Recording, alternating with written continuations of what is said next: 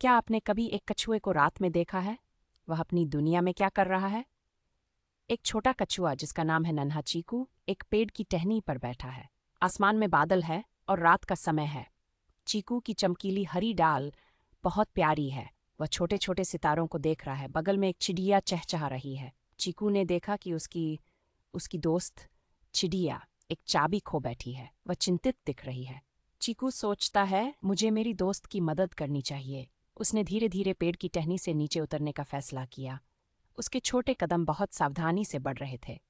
जब चीकू नीचे पहुंचा तो उसने चिड़िया की मदद की। उसने चाबी को खोजा और खुशी खुशी चिड़िया को दी। चिड़िया बहुत खुश हुई और कहा, धन्यवाद चीकू। अब दोनों दोस्त टहनी पर बैठकर तारे गिनने लगे। वे एक दूसरे के साथ मुस्कुरा रहे थे। मदद करने का मतलब है दोस्ती बढ़ाना।